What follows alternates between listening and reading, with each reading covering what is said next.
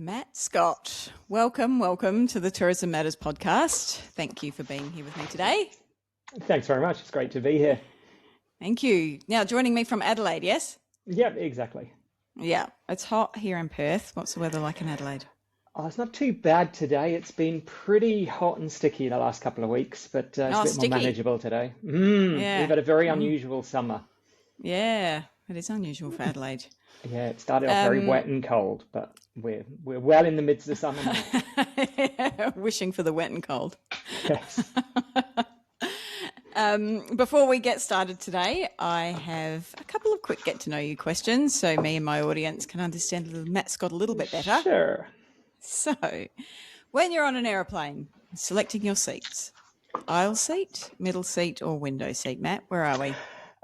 Depends on the flight I'm doing. I don't know why anyone would actually choose a middle seat unless you're choosing to sit next to someone. But if I'm going short haul, then I usually choose window because the view out the window is pretty spectacular, especially flying over somewhere like Australia. But long haul, I've got to be on that aisle seat. I've got to be able to get up, walk around, go and get snacks at the back, break up the boredom however I can. Yeah. All right. This is a common theme that's coming through. I am exactly the same. I often get stuck in the middle if I'm traveling with my husband and my son, because, I draw the short straw every time. But that's the only time I'm in the middle. I rarely sleep, so there's no point taking the window. Someone's just going to disturb me all the time. All right. And then when you're landed in your destination and it's time for breakfast at the hotel buffet breakfast, where are you headed? What's going on your plate or in your bowl, Matt? It depends where I'm going, but the thing I like about buffets in general, if you're in a decent place, not necessarily expensive, but somewhere that cares about what they're doing, is usually have some local fare. So that's where I usually go first and just try and find out whatever's local. And I always feel guilty if I'm traveling and I'm just eating exactly what I could eat back home. So I usually try and go. I was in Singapore a couple of months ago and they had congee for breakfast. And I'm not even a massive fan of congee really, but that was what I was eating on principle because everything else was just bacon and eggs and, a little bit of fruit. So I'm not a huge fan of congee either. Was it all right? Was it possible? Oh, it was okay. Oh, there's nothing, wrong with it. I've just never found it to me. I'm probably offending a lot of people who absolutely love congee, but I've never found it something that I could, really desire and think, oh, I'd love myself a bowl of congee. But maybe I'm doing it wrong. Maybe I've got the prep wrong. I'm adding the wrong things to the top. I like your commitment to the eat local cause though, and you'll eat something that you don't actually enjoy that much just so you can eat the local fare. And you never know what you're going to discover sometimes, right? This is sometimes true. Find some great stuff. This is true, and I tell this to my 10-year-old son just about on a daily basis. But hey, while we're on that then, is there something that you've tried, a local breakfast that you've tried somewhere that kind of sticks out that you were like, yeah, this is pretty good as a breakfast option? Not necessarily a breakfast option, although I did have it for breakfast. I think you need it all time of day. And it's something I haven't been able to find anywhere else. Was when I was in Taiwan, it's called pepper cakes. I believe the name is right. And it's like a meatball, a spiced meatball covered in almost like a pizza dough, if you imagine, all wrapped up on that. And then it's baked really quickly in a really hot oven. Wow. And they are absolutely delicious. And I've only seen them in Taiwan. I've never been able to find them anywhere else. So I'm totally writing this down. and if someone is listening and knows where I can get these in Australia, please let me know because I absolutely loved them. I have a feeling, based on the listenership of this podcast, somebody is going to be able to help with this quest. Yeah, they've got to be somewhere. The pepper cakes. All right. The amount of restaurants just in Adelaide, in Chinatown. But I think I've looked every menu down there. Not a sign. Matt, we're going to find them. Excellent. Thank you. Making me very happy if you do. But then they've got to live up to expectations, right? Well, yeah, that's true. All right. Let's go back. I'm going to start at the beginning. So, where did you grow up? Grew up in England, so very small town, pretty much in the middle of nowhere. Was there a couple of thousand people, about an hour south of London. So, not much notable about that town, which is probably why I left. left as soon as I was able Right. to, for the most part. Yeah. Did you? You left as soon as you were able? Pretty much, yeah. When I hit 18, I started traveling, and I popped back there Yeah. a few times, but never really lived there again. And then my parents moved away, so had no reason to go back really. Yeah. That's my story with Adelaide, actually. Well, my parents are still there, so I visit, but yeah, I was out. It's usually the case when you grow up if you're adventurous. Yeah, that's right. So when you finished, well, first, and this is not an offensive question, did you finish school, high school? Yes, yeah. So finished the equivalent of high school. I did my A levels as they were in the Yep. UK then. So they finish when you're close to 18. Yep. And when I finished that, didn't actually know what I wanted to do or what I was Okay. going to go on to. So actually decided to go traveling for a year. Well, initially a Ah, year, it turned into 3 years. ah, But I did that before I actually went to university. right. Um, So 3 years, a gap yes, 3 years, a gap gap three years. years. Wasn't intentional. I guess it took me that long to work out what I wanted to do. But Yeah. first thing I did when I graduated, I did Russian studies as one of my A levels. Oh, And one of the things I wanted to do learning through that was take the Trans-Siberian Railway. oh, So, wow. so when I finished my A levels, I got a job, got two jobs actually to save up enough money to go traveling. Did that for about 3 months. And then that led me right into the middle of winter. So I booked a one-way ticket to Moscow, Oh my God. started January, freezing cold, spent a bit of time in Moscow. Then I got on the Trans-Siberian Railway, minus 40 degrees in Mongolia. Oh my God. And this was me from small town England. The first time I actually went up to London alone was to pick up my visa to go to China. So I'd had Oh man. never been abroad before. I'd had I won't say I had a sheltered life, but my parents, didn't have the means to travel internationally. So this was all very new to me, but I was 18 years old, thought I was ready for anything.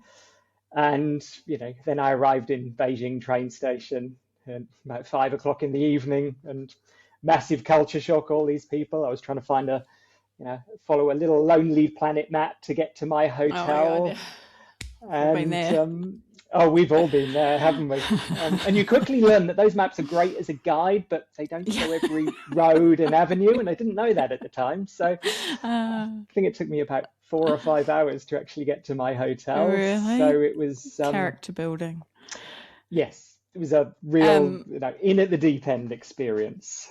wow. Okay, so hang on. What year are we talking here? That would have been 97, maybe Okay, so late something like 90s. that. Yep. Yeah. Okay, that's cool. And what do you think it was like? What made you think you could do this if you hadn't traveled internationally before? And you said your first trip to London was to pick up your visa. I was a cocky 18-year-old. I thought Yeah. I was Okay. I could do it, and sounded good to my friends that I'm going to go traveling, and it was a lot lot more difficult than it Yeah. actually turned out to be, but huge And you huge were experience. solo? Yeah, I was solo. Okay. Wow. Hats off to you. So looking back, I can't believe my parents actually let me go, but credit to them for supporting me, Yeah. and Yeah. probably had a huge influence on who I am today. I'm sure that early Yeah. experience. Yeah. So then just briefly, so you arrive in Beijing and then, so what does the next 3 years of travel look like for you? So I was doing a lot of volunteering. So I'd Right. occasionally pop back to England to earn some money, get a job, work as hard as I could to save things up. I did a lot of opportunities where you'd travel and they'd provide accommodation, for example, in exchange for hours. So I taught water sports over in Ireland. I went to Romania and taught at a school for street children. I spent some time in Israel on a kibbutz. Wow. Should say that And Israel back then was a very different Israel to what it is today. But yep. so I did a lot of things like that, a bit of woofing as well. I don't know if you're familiar with that Yeah, yes, I concept. am. So went to Yep. visit a What is couple of that? What is farms. that? Working on organic Willing workers on organic willing. farms. Oh, yes, So thank you. Yep. you go, Wow. you basically. And Matt, how were you finding these opportunities at the time?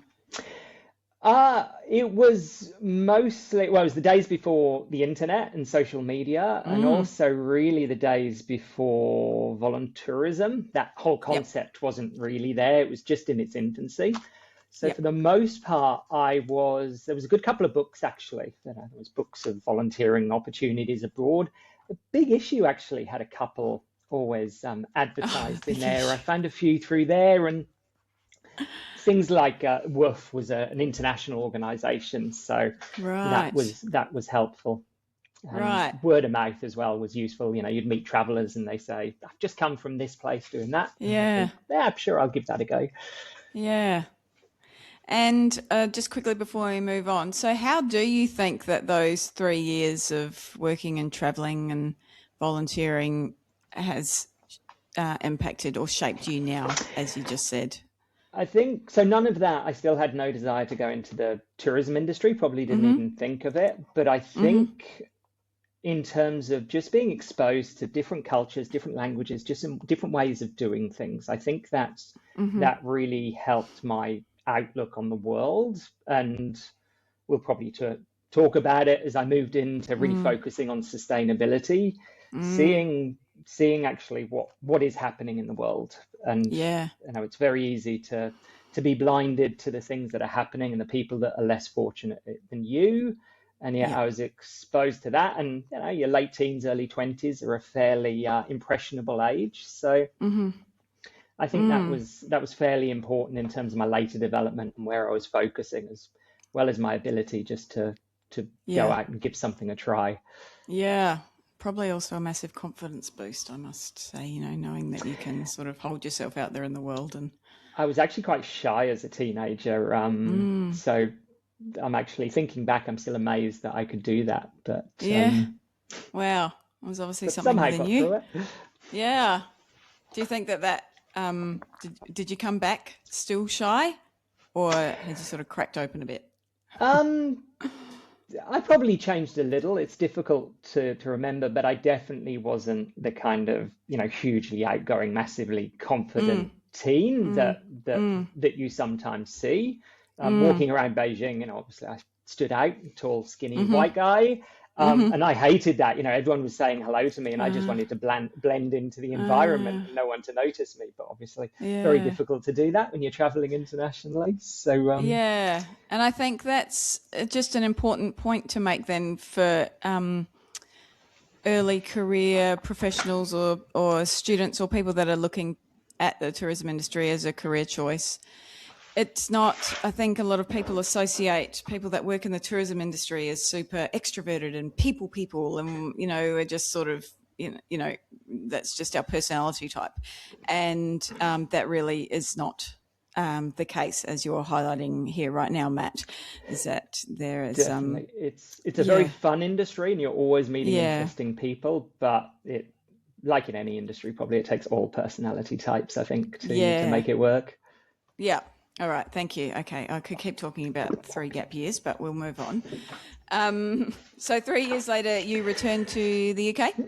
To return to the UK and decided to go to university. So Okay. I actually studied journalism and international relations. I Oh, wanted to wow. become a foreign correspondent, partly because I've seen of what was happening in the world and realized that most people weren't aware of that, and the Mm, media was certainly had their slight biases. So I started those studies, but quickly realized that to become a foreign correspondent, the career path I'd have to take would be I'd have to do a lot of very basic groundwork, local papers, covering okay. 100 birthday parties or village fetes or things like that for a couple of Right. years at least before I got the big Yeah. opportunity, and just Yeah. didn't want to do that. So I realized that wasn't going to be for me. I finished my studies, You did but finish the degree? yes, yeah, I finished Yep. and graduated. So that was my undergrad degree. But Okay. while I was there at uni trying to fund, I worked in a local pub, but I also saw an ad looking for people to guide groups around the UK. So these were American groups coming over from American schools and universities. And they Mm, wanted not really a tour guide, but someone just to make sure they checked into the hotel, got from A to B, and things like that. So heard the it was sheep. quite good Yep. money. Mm, So I signed up and got a job doing that. Wow. And it was something I really enjoyed doing. I was meeting lots of people from all over the world. I was at that time only traveling within the UK, but I was Yeah. realizing that I'd visited many countries around the world, but hadn't seen half of my own backyard. So that was Yeah. a great opportunity, and that was what really got me into the tourism industry there. And so, sorry, you were doing that while you were studying? Yes, yes. So it Mm. was mostly during holidays, but occasionally I'd skip a Yep. few lectures and go and guide a tour around London or something, Yeah. depending on what was going on. That's very far from shy teenage Matt. Ah, well, I still wouldn't say I'm overly confident, but I guess but then I think, you don't need to the confidence to be able to stand up and talk about something or to be able to help people is very different from Yep. a kind of rowdy, Conversation. cocky Yep. teenager, for example. Yeah. Yeah. I'm with you. Yeah. Agreed. Okay. I did a very similar job actually hosting American high school students in New Zealand. Yeah. Oh, really? All right. Yeah. Yeah. Back in the early 2000s, yeah, Okay. 2005, Yeah, 6. there's a Yeah. lot of companies out there doing that. So, Yeah. Yeah. But that was great. Though. I have very fond memories of that. yeah, it was a fun job as Um, well. yeah. All right. So studies finish. And so you don't want to be a journalist covering birthday parties. So what are we doing? So, another thing that happened while I was at university, one of my summer holidays actually took a trip to the States. So I Hmm. went over with a company that was hiring people to be camp counselors. So I don't know how familiar you are with the American Yeah. camp situation. Huge Yeah. institution over there. And I got a job doing that during one of my summer holidays. And it was from a company based in the UK, based in London. So they manage the visa requirements for you. They find Right. that job for you. Ended up going to New Hampshire for about 10 weeks to Wow. look after a cabin full of boys and teach windsurfing. But Wow. that when I came back, that company was looking for people to help with marketing and promotions and do interviews. Hmm. And they asked if I was interested. So started out doing that initially when I graduated. Right. You're not The my first guest that started off as a camp counselor in the States. All right, it's a popular thing to do, and was Yeah. definitely very popular. Getting less popular now, I think, but Mm. was really popular, several years ago. And it's a Can great I just opportunity. I just want to ask, so you said teaching windsurfing and then before you also mentioned water sports in Ireland. Did you have qualifications to teach these sports or just kind of The job in Ireland I mentioned was actually it wasn't voluntary, but they were giving accommodation. So I went over initially as an assistant, and they helped train me up to get some of those right. qualifications, which Okay. was a fantastic job. I was living next to a big lake and spent every evening going out kayaking or surfing or Wow. sailing or something like Wow. that. Okay. So you had some kind of qualification to Yes, um but yeah. they're not essential to go to the summer No. camps. Yeah. They just want people that Right. are good with kids and have an Yep. ability to do something. Yeah, that's a have ability to do something. Toast marshmallows, that's what I would be There you doing. go. I'm an expert. Actually, that was part of it. Sitting around the campfire and making s'mores as well was a big part of it. Oh, great. Oh, wow. So did you just do that for like one season? I went to camp for one season, but that Mm-hmm. company doing the marketing and promotions I Mm-hmm. had a relationship with for on and off probably about 15 years. Oh, wow. And one of the things that they did was all these people going to camps to work on camps had to travel over to the US at the start of the summer. And they were, when I started, maybe I want to say about 12,000 students a year coming from about 40 different countries around the world would come into Wow. New York before they went off to their various camps wherever they were in the US. Wow. And so that company set up a massive, almost temporary hotel. It was an orientation site, so you'd get a night to stay there. We actually took over the dorms at Columbia Uni, right in Upper Wow. Manhattan. And so I worked on and off at that site, give or take for years after that. They'd often call me up out of the blue and say, hey, we need someone to help out doing this. So that, I started, meeting groups at the airport, bringing them back into the city, helping with logistics around accommodation and flights out to various states Wow. and things like that. And I was, housed in Manhattan for a couple of months each year with a lot of other people from all over the world who were roughly my age. So it was a lot of Wow. fun. That sounds terrible. Mm. What Never was your made any job money, title? but No, it's my not about the job money. title, I had a couple. I started off as airport greeter, which was literally standing at the airport with a sign, and Cool. All you'd get the right. group together, and then moved on to working in the back office, to managing the site, and then actually Wow. numbers got smaller, and then some years I was responsible for the whole thing. Wow. That's just again to my listeners that these opportunities, career opportunities, Yeah, who but one opportunity leads to another, yeah, so many, it it was, and it's, that was not a job that was never advertised on Seek or anything yeah, like of that. It was literally course. just because I knew the right person and they knew me, and they'd call me up when they needed someone, and that was a Yep. fantastic opportunity. Wow.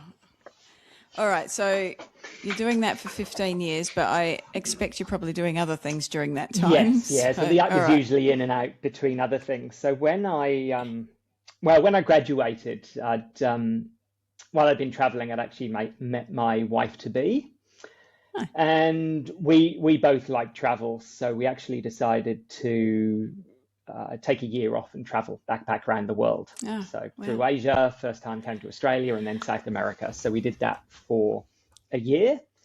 Wow. And when I came back to the UK, I decided to move over to France to live with my girlfriend at the time, who was French. Right. Okay. So before you carry on, sorry, if you don't mind me asking, how old are you at this time? I would have been early 20s, Okay. 25-ish, something like All that. right. Okay, cool. Yeah. All right. Carry on. So moved to Paris. I knew about Wow. 10 words of French. That's probably Great. being generous. And I was actually really lucky. The day I got to Paris, I saw an ad in, maybe even been the big issue, but somewhere, and they were looking for tour guides. And they were looking for free tour guides. So I'm sure you know the concept of the free tour, which is Yeah. absolutely everywhere now. Yeah. So back then it started off in, I think it was Berlin, and the company based in Paris had seen this and thought it was a great idea. So they were recruiting a guide. So I went along to an interview and was lucky enough to get the job. A day in Mm. Paris, barely knew the city. But the company that I ended up working for, I did a lot of reading, uh, Okay. a lot of walking around Paris saying, "What's that?" I was And just gonna. You've answered the question for me. I was gonna come back and say, how did you, navigate that? but the company I was working for, they were called Fat Tire Tours, and they're still there. And they had Fat tire. a great business model because Right. most tour companies are looking for people with, history of art experience, know every single date, culture, maybe even a qualification. But this Mm. company realized that most of the people who are traveling and want a tour, they just want to find their way about, hear some fun stories. So most of the guides they were using in their summer season, was a really busy tour, was actually coming from Texas. So they were actually bringing, I think they were graduates from uni. They would recruit them for about 5 months, bring them over to Paris. Most of these students had never even been to Paris before, and they gave them like a really intense induction course into Paris. But the idea was they were just hiring people that were fun, that could tell a good story, that could engage really well with people. So these people didn't have, in-depth knowledge of the city.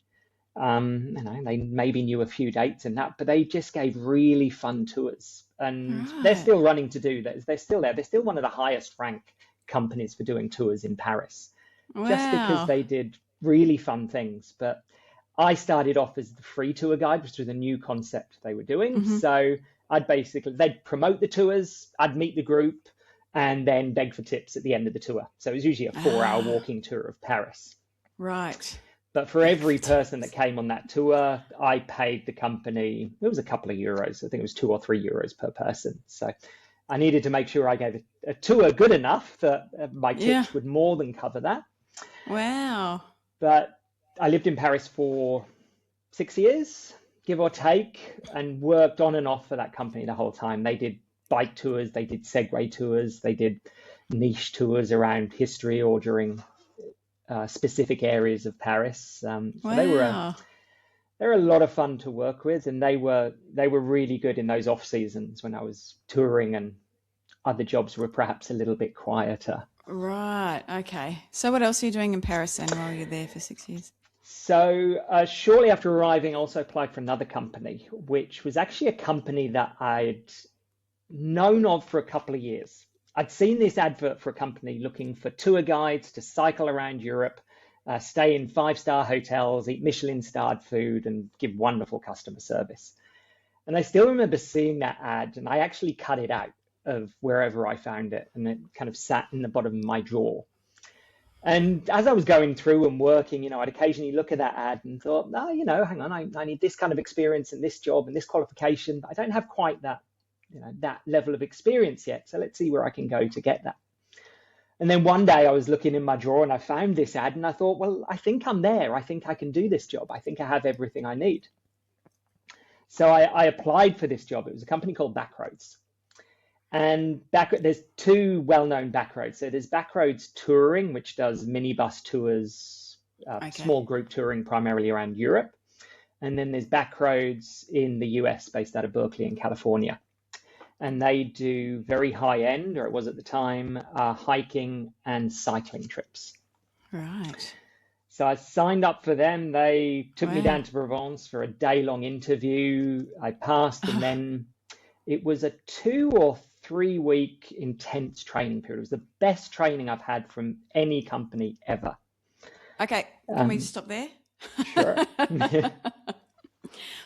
Talk to me about this best training. Why was it the best? What made it the best? They covered absolutely everything.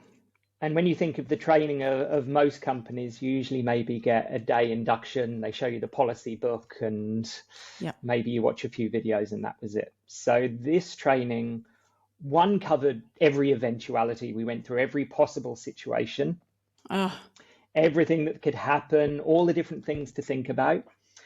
We did mock trips, so we went out and pretended we were on a particular trip, and the people that were training us would play guests and come up to us with particular scenarios and things, and we'd walk through them. And then after we'd done that, we'd all brainstorm together, what went well, what didn't well, what could have been improved. So as a group, we were really learning together. But the thing that I think was really impressive is the day that we started training, they said to us that, this is your training and your training never ends. You're constantly being assessed. So even though, the end of the day may come and you're having dinner, essentially you are still being assessed. And they were actually real clever, because this is what happens when you're, if you're dealing with guests on a continual basis, if you're accompanying them when you're traveling, there's no off period for you. If they ring you up at 4 o'clock in the morning, you've got to be your best. If you go down the pub and have a drink, then you've got to make sure that you can still handle that. And that's a few of the people that I was training with fell foul to that I remember the graduation, they said, congratulations, you've all passed. They bring out the drinks, and there's always one person that has a little bit too much, and they were sent home the next day because they said, you've got to always represent the company and think about that. And that was a real strong learning for that. Just focus on your customer and customer service. That if you're dealing with guests, you've always got to be on your best game. You don't get a second chance. You can get second chances, but you can't make the excuse that you're drunk or you're tired. And that was something, especially as I came on working to Viking, when you're on literally 24/7, that's so important, because sometimes you will get dragged out of bed at 4 a.m. to a very annoying customer before you've had your coffee, and you've got to work through it. You can't just snap at them. Listen up, all my people and culture and HR and onboarding and training and development folks that are listening here. Listen to this. I won't get on my soapbox, but I think that by for all intents and purposes, I think a lot of the tourism industry has a lot to learn about training and onboarding new Absolutely. staff Not just the members. tourism industry, but it's No, well, so that's, important yeah. because your staff need to know how to do their job, and they need to Yeah. feel comfortable in that even if they're not Yep. sure about what they're doing, that they can take a decision and that decision will be supported by Yeah. management or whoever it is. Yes. Yeah. Okay. Thank you for expanding on that. All right. So we're cycling around with tour groups, luxury. Yeah. Okay. Cool. Yeah, so I did that for about Wow. 4 years in Wow. France. So it was very seasonal. So I usually went from Yep. about April to October or so. Um, Yeah. Okay. So I'm so sorry. I have so many questions here. Um, One being, how did you, as the employee, work around that seasonality? So for your, I guess financial and personal life, mm, what did you do in the off season? so the off season, because I had a lot of contacts in Paris and I'd started with companies like Fat Tire Tours, there was lots of tour companies operating in Paris Okay. as well. So Yep. I was usually able to pick up bits of work. Yep. Winter was definitely quiet though, and I definitely have times remember sitting around Paris twiddling my thumbs thinking what I'm going to do next. And Mm. finding work in Paris, especially temporary work, was pretty tricky, Yep. especially as a non-native speaker. Mm. So I often did that, but by the time I actually found a job, it was pretty much time to go back to touring almost full time Yeah. again. So I Okay. didn't really need Right. to take it up. Yeah, that definitely is a challenge for a lot Mm. of destinations. Yeah, That a seasonality and lot of my colleagues with Backroads went off to ski resorts and things yeah. like that, Yeah. which was Yeah. a perfect mix, but I'd Yep. abandoned my wife enough, so I had to go home and spend Yeah. some time with her. And are you thinking of yourself at this point, Matt, as a tour guide? Are you like, this is the work that I do? I am a tour guide now. Yes, I think so. I think that was Mm. something I really started enjoying. I'd Yeah. done the coach tours around Europe with American groups primarily, and Mm-hmm. then doing that in Paris was something I really enjoyed. And I was Yeah. walking along the Seine every single day. Sometimes I needed to Mm. look up and pinch myself because you'd have people that Yeah. were maybe retired and had dreamed their whole lives of coming there. And yeah, but Yeah. it is a privilege to show them around and to Mm-hmm. help their little reality of a dream come true. And that Yeah. was, even though it could get very mundane, it was actually pretty special as well at many Yeah. That times. is a magical and mystical part of this industry that we work in is that we need to, it doesn't matter what cog you are in the wheel, you might finance or HR or whatever it is that you're doing, the end result is ticking off bucket list items and giving people Absolutely. memories that Mm, will, and, potentially changing their lives. And I Um, know I remember a lot of the tour guides and people I met through mm, various companies when I was abroad, and I yeah, hope I've had a similar impression on at least one person I'm during my sure. career. But Yeah, I think yeah. And that led me through, some of the work that I was doing is keeping that in the back of my mind, that even though you may yeah, have talked about the Eiffel Tower 1,000 times, for one person that may be on your group, they're actually seeing it for the first time. They've seen it in 1,000 yeah, pictures and are just blown away by being there. yeah. I used to work on bungee jumping sites and we always had to remind ourselves that Oh, every day, you know. It's the same, spiel, process, delivery, mm. but that's a once in a lifetime bucket list item for most people walking through the door. So Oh, it's definitely. Yeah. I did that when I went to amazing. New Zealand. That's a lot of fun. Did you? Yeah. Mm. Okay, sorry, I am really just taking us off on every tangent here. That's All right, so, but it's very interesting and very relevant to the audience, just how your mindset as a human being and logistically how you make this career work in your life and, how we get started and how we get into it. So, what happens next? so I worked for Backroads for 4 or 5 years when I was in Paris. But at the same time, you were asking about how I kept things going. I'd started Mm, doing tours in Paris on and off for another company. And they were an Italian-based company that mm, were kind of venturing into the Paris market and wanted some help. And it got to a point that I started working for these two companies. So they were called Dark Rome initially. They're called City Wonders today. They rebranded. Okay. And they were setting up tours within Paris, and they needed someone to help grow that, because they were Right. doing one Louvre tour a day, but they wanted to take it to different tours, bigger groups and things like that, and they wanted help. So for a year or two, I was working concurrently with them and Backroads at the same time, which, As yeah, in working like to develop the product or tour yes, as guiding? well as also help with logistics. So Okay. while Backroads was primarily my job, and it was very small at the time, it was fairly straightforward, and most of the product development happened in the off season. But Mm-hmm. absolutely, I could be on my bike with Backroads, and I'd get a call saying, "Hey, I'm waiting at the Louvre, and I can't find my tour guide," and then I'd have to try and fix that up while also dealing with other customers. So Okay, that right. that started getting a little stressful at one point. Yeah, So okay, all right. but they needed someone to really grow Paris. So I started doing that with them on a more permanent basis. So Right. developing new tours, working with the head office in terms of marketing, looking at what things we could add and what points of difference that we'd had, because the Paris tour market is so saturated. Mm, And so setting something up essentially from scratch. right. But there's almost a tour for everything in Paris you can imagine. Yeah. So we weren't doing anything really unique. We started off with Louvre tours, and then we did city tours, Montmartre tours, Loire Valley. While I was there, I did develop a tour which was completely unique to the city, Huh? which I called it the Dark Heart of Paris tour.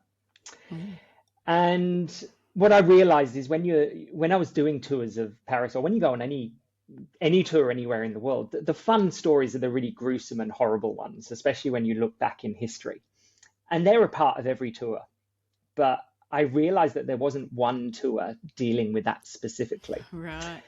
So it was about 8 or 9 months reading every book I could find on Parisian history, what had happened, and came up with all the great stories. Wow. And then actually trying to put it together in a tour itself took months, because I had all Yeah. these different sites of where things were happening and all these great stories, but it was a walking tour. So you could only go so far in Yep. 2 hours. But I put together this tour and launched this tour, Wow. and it was always going to be very niche. You were never going to get mass crowds to it, but it was a really fun tour to lead. We did it at night to kind of add to the atmosphere a little bit, and kids, particularly once young teens, let's say, Yeah. definitely not child appropriate for the most part, absolutely loved it when you're talking about stories of the guillotine and things like that, or Wow. kings being stabbed, or dead things floating down the Seine. Oh my God. And I knew that tour had been a success when I saw that other companies were trying to copy it, and they were popping up with other tour companies who were also doing a Yep. gruesome history of Paris tour. So Yeah. last time I looked, Wow. that's still operating and is Is still it? seems pretty popular. Oh, So well done.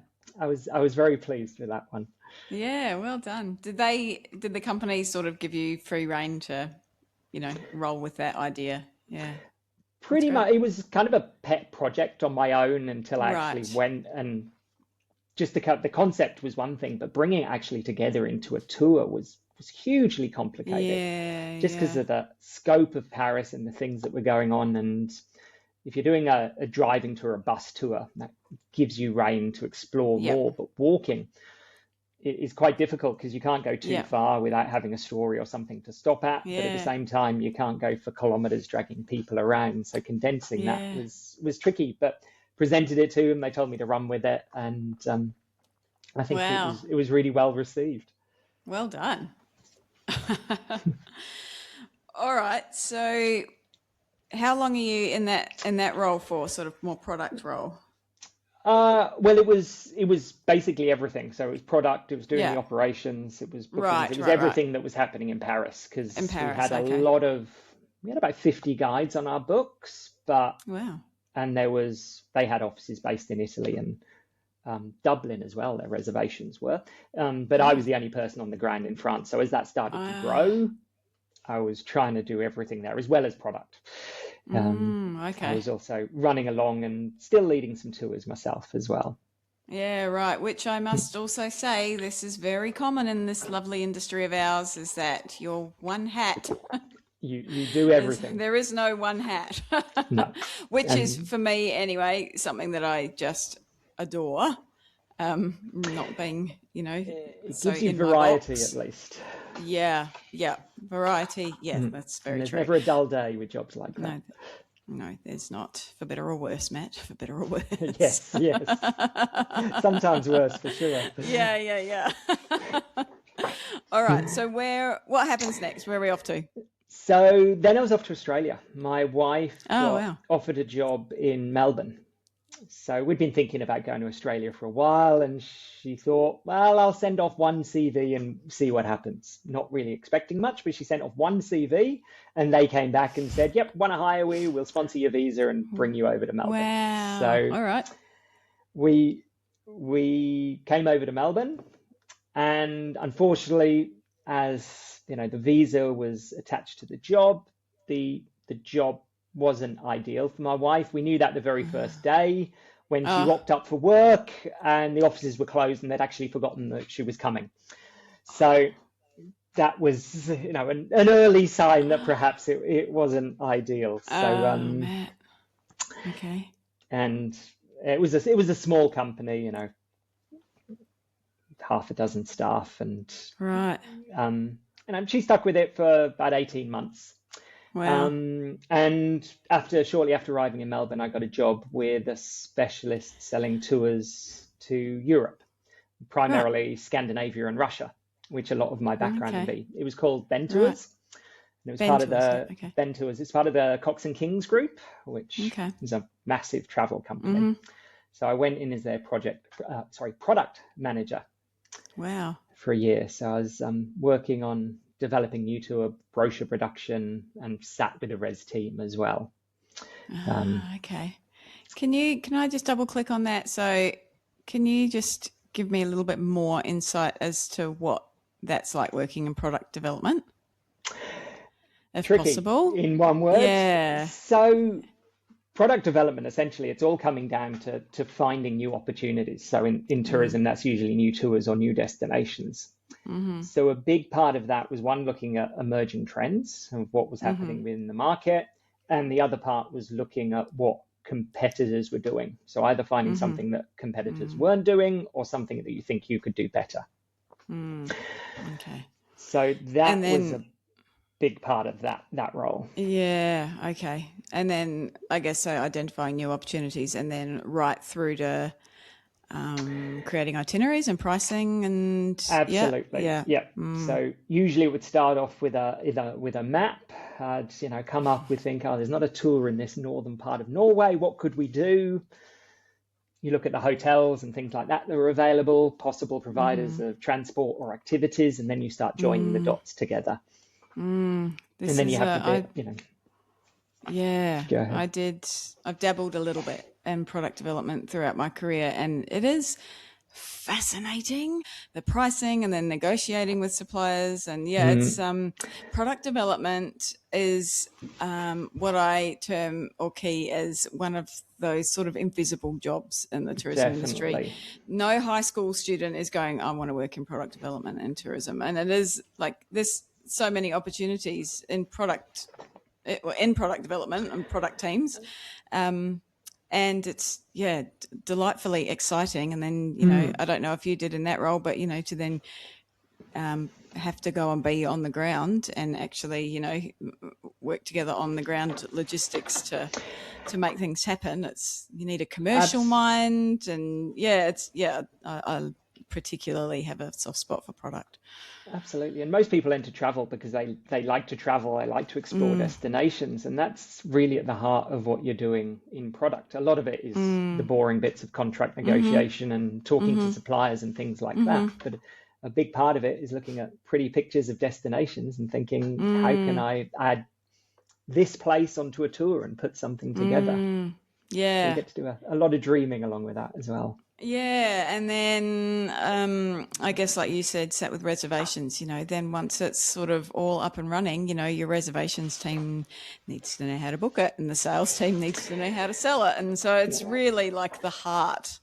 Um, absolutely. yeah, in my opinion, yeah, And product is usually the holder of all the knowledge because within the brochure yeah, or the sales yeah, notes or yeah, whatever you have, you can only put so much. yeah, So when you get yeah, those curly questions from customers, or perhaps you've just forgotten to include something very yeah, obvious, that yeah, sitting right with the res team was great because they could just put the phone on hold and say, yeah.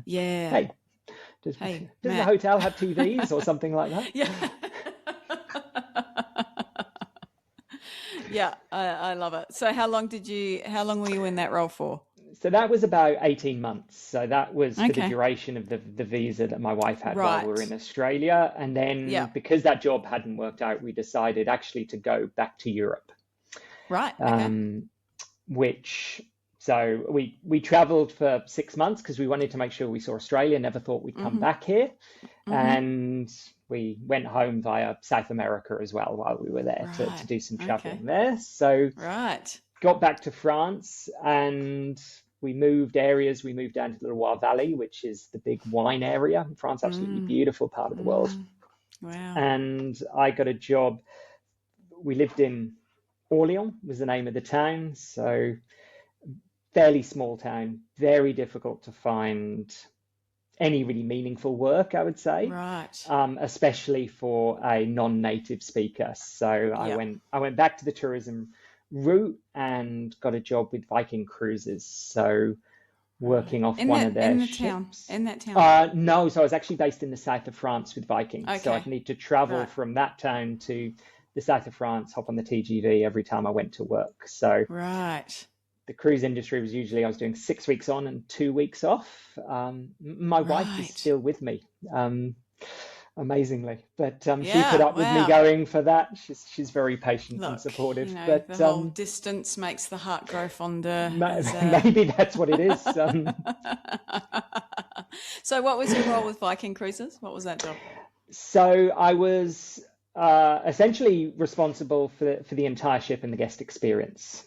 So I think Right. it was referred to as program director at the moment, Okay. which usually the program director on an ocean cruise is the guy that gets up and tells you about the next day activities. But Yeah. Yeah. given that river ships are much smaller staff, you're much more involved. So I was responsible Right. for everything from booking the tours, working with the captain on everyday logistics, working across F&B to make sure the customers are happy. There really wasn't anything I didn't do on that ship apart from actually get behind the wheel and Wow. pilot it. Um, Matt, was this a learning curve for you? I going into river cruising, I think is going to be a learning curve for anyone. Right. Um, it's it's such a different environment Yeah. because even though you're on a river and you can dock, it's not like being out on the oceans. Mm-hmm. You're still essentially this floating vessel, this little environment that's all in itself. So, for Yeah. example, if you set sail and you don't have any pens or your pen runs out and you don't have any on board, you've got to make do until you get to the next port. Okay. And working on a river was incredibly challenging from a logistical point of view Right. because one, there was locks to navigate. So the locks are, you go in with the ship and then it hires Yeah. you or lowers you.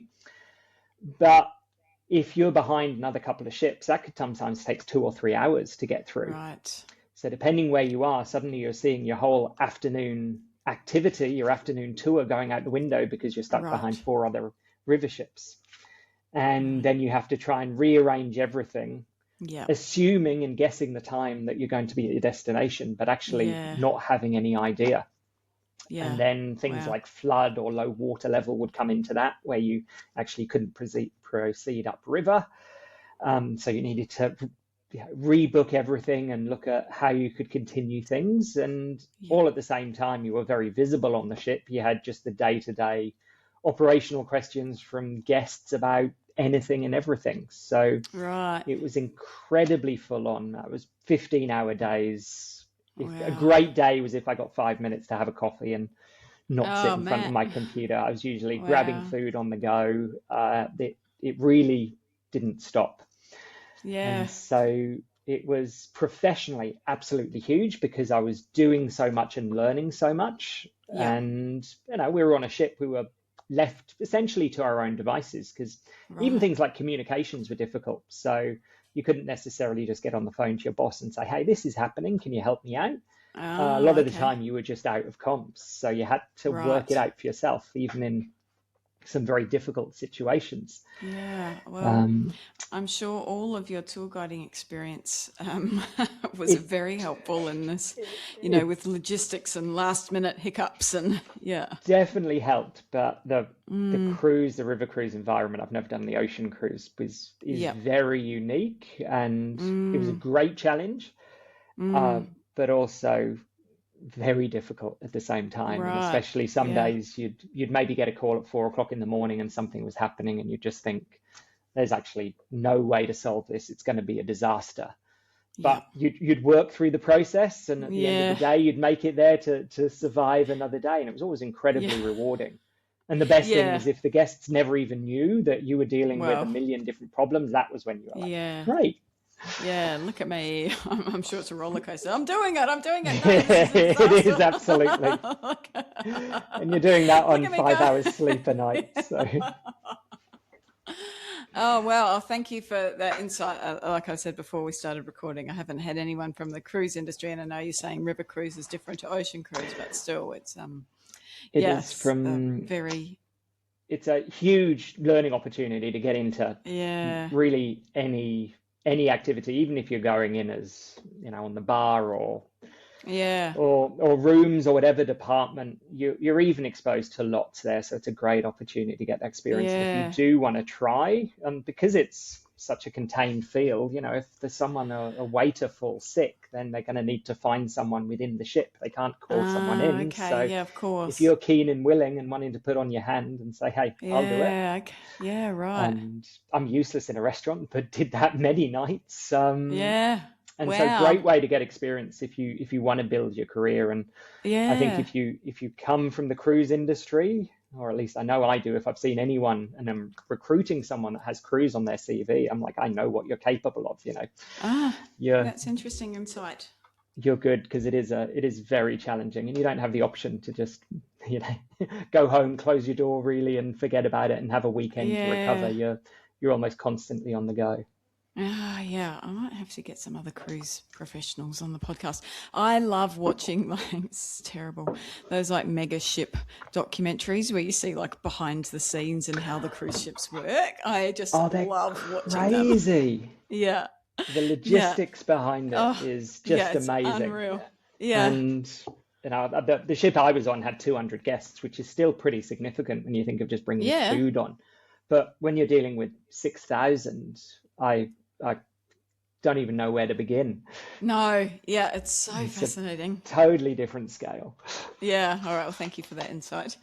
Um, all right. So you saunter off the river cruise ship for the last time, and then where are you going? Yes, so then I came back to Australia. So pretty soon after Ah, arriving back in Europe, me and my wife both realized that we actually really miss Australia, the culture, ah, the way of life, and everything. So during the time I was working for Viking, we were going through the process to get a visa to come back and work in Australia, which is a okay. long and expensive process, Yeah. but we were successful. And so when I finished my season with Viking, we came back and moved to Adelaide. So Oh, wow. moved to South Australia because at the time it got you extra points on the visa. So Oh, is that right? so our choices in terms of, it was 5 points at the time. Don't even know what it equates to today, but you get an extra 5 points if you wanted to move to what was classed as a regional area. So then it Okay. was the Northern Territory or South Australia, even though Right. Adelaide is not really No. regional or small town, but anyway, we took it. But came to Adelaide with the thought that we'd work here for the 2 years, which was the minimum required, and then perhaps go back to Okay. Melbourne or somewhere else. But almost 10 Wow. years later, had Yeah. a few forays, but essentially we're still here. Oh, right. So what did you start doing? What was your job when you moved? So my first job was for a company that turned out to be, it was a outback touring company, and I won't mention the name. Okay. Should have known the first day. So I arrived in Australia in summer. It was, 40 odd degrees or something that Welcome. Adelaide is. Yeah. And I find my way to this office because my interview had been remote, hadn't actually met anyone.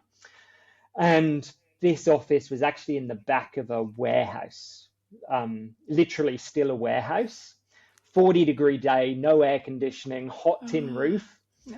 And I arrived and they didn't have a desk for me or even a chair. There was 3 people working there, a reservations team. Somehow they were putting up with this warehouse environment. And the product they were working on, the product was fantastic because you were going off to explore, around Uluru and Katajuda and up to Catherine and places like that. But the company and the management was not really there. So I stepped away from that fairly soon. Yeah.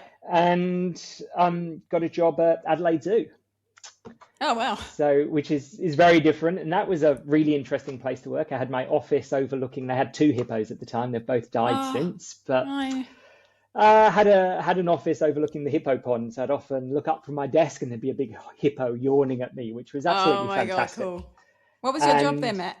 So I was, I can't remember my title, but I was looking after guest experience, customer experience, essentially. So I was looking across some of the experiences they do. So if you're going to feed a giraffe or feed one of the monkeys or something like that, I was helping with the logistics around that, general bookings and things like that. Right. And, lunch break, you could just wander off into the zoo. I'd often go to the tree kangaroos because they were hidden at the back and there wasn't many people wandering past, eat your sandwiches. It was a very unique place to work. Wow, cool. But probably didn't challenge me to how I wanted for my career, and didn't.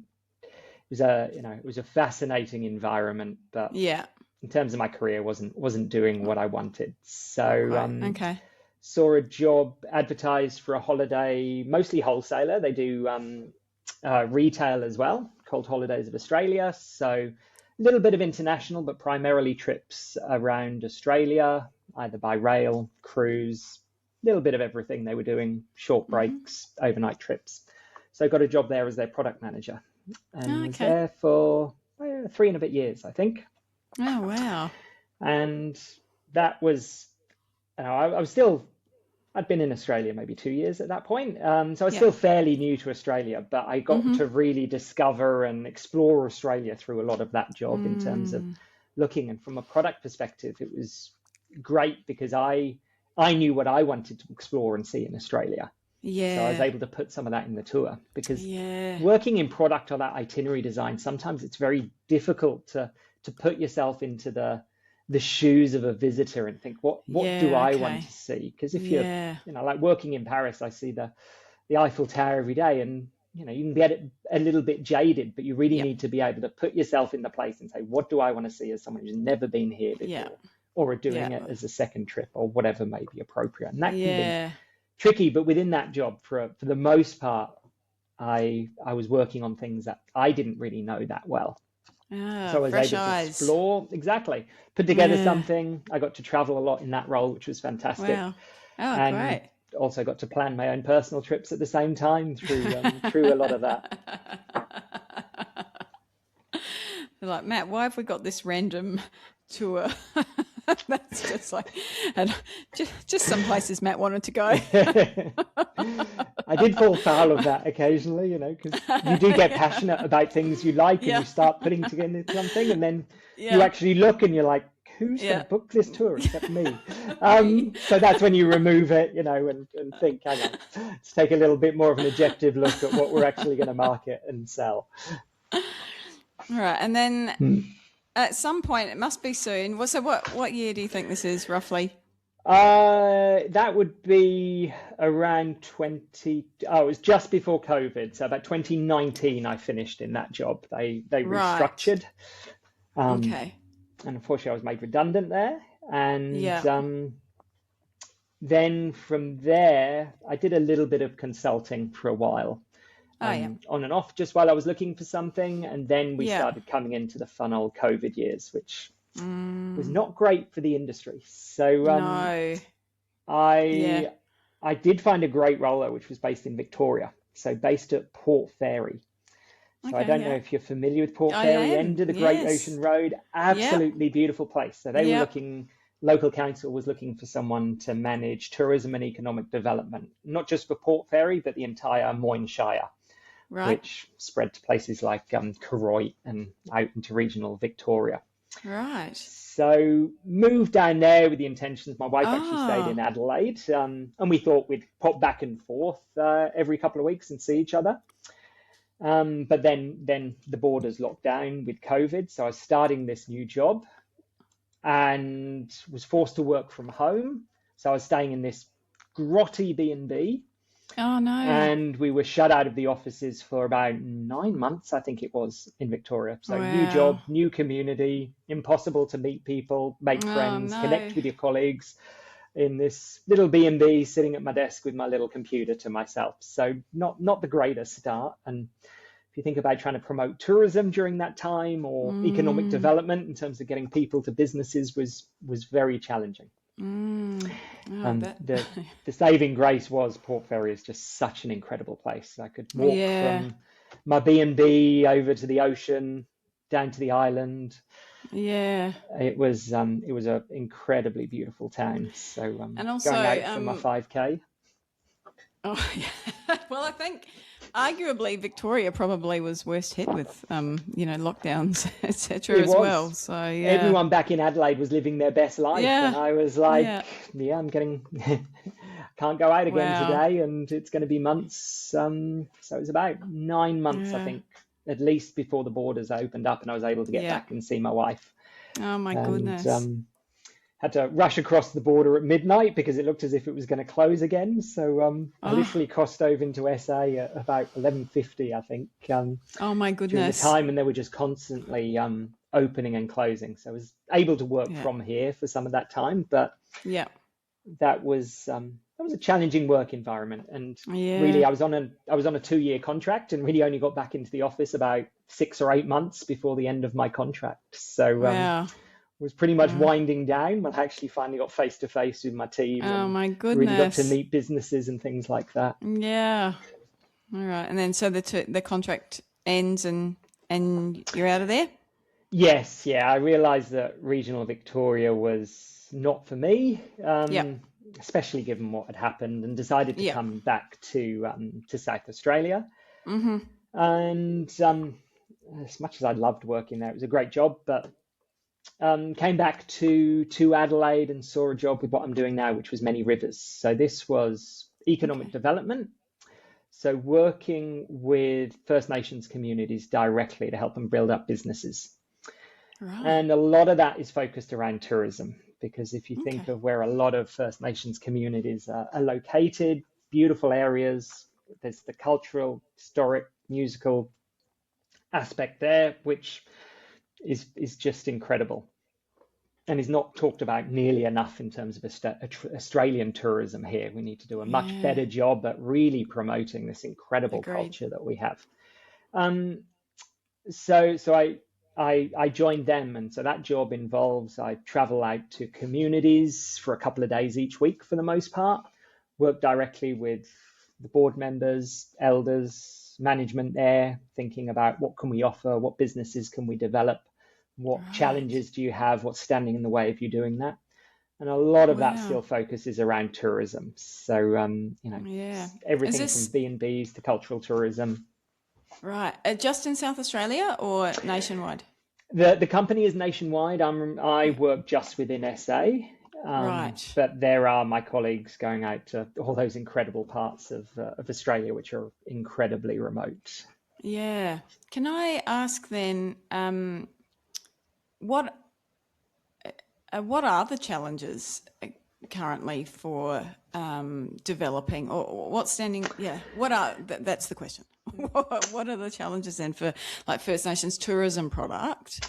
Uh, Yeah. there's a couple of things I think. One is just the knowledge of how tourism works, Yep. and I think, wherever you are, tourism is often seen as an easy business. I can just open up a B&B, or, I'm going to open up a little cafe, or I'll just do some quick tours around here. And in many ways, it is quite a simple business.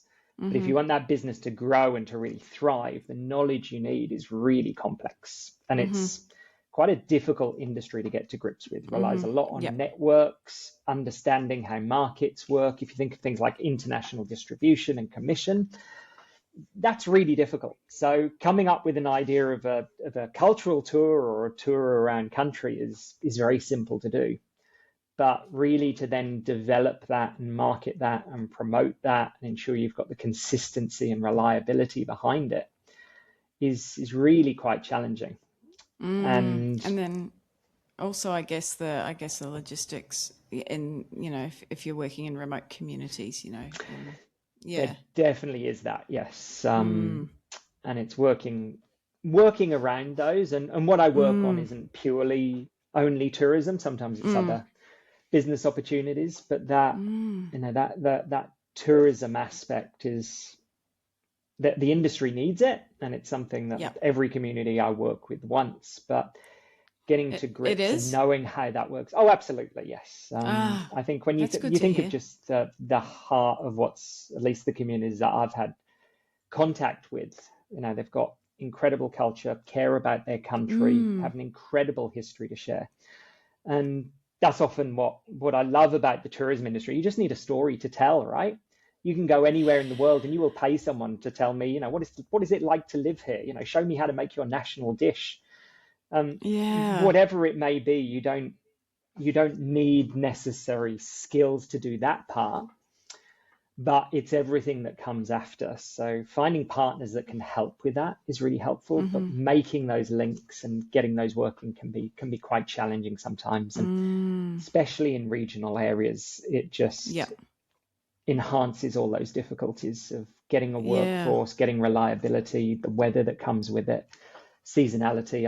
I work a lot in Cuba PD, for example. Sometimes I go up there and it's 45 degrees. Who wants to do a tour in 45 degrees? So the town is dead for a good couple of months of the year. So how do you have a business that's getting no income for a significant portion of that? Yeah, right. Yeah, seasonality is issue globally, really, isn't it? So that's a big challenge around First Nations tourism at the moment within Australia. Right. Is that there's a lot of cultural tours, if we call them that general name, but they're not necessarily run by people that necessarily have any connection with that culture or that people. And that's a big issue. We want we want people who are part of that community know and live that culture to share those stories. And if they've given someone the permission to do that, that's absolutely fine. But we do have, unfortunately, a lot of guides or companies saying, I've read the book about Narungga culture and I'm just going to share that with my guests. And that's venturing into ways which is, questionable depending on how that's approached. So it's something that's really needs to be looked at more, especially as there is this growth in cultural tourism, and people do want to learn more and see and experience this. But it's got to be done in the right way, and it's got to benefit the right people as well. Yeah, agreed. Yeah. So that's where you're at now, Many Rivers? Yeah, absolutely. I've been lecturing as well for the past 5 years in tourism. So do that, mostly sustainable tourism. I lecture around, but touch on a bit of everything. Between one of those job periods was needed to fill in something. So got a job teaching, which I thought was just going to last for one term. But really enjoyed it. 5 odd years later, I'm still doing it. I know you're working with the next generation of leaders and people that are entering this industry and coming up. And so being able to share some of the things I've learned and done has been a really valuable part of that, and really interesting for me to kind of reflect back on and think about that as well.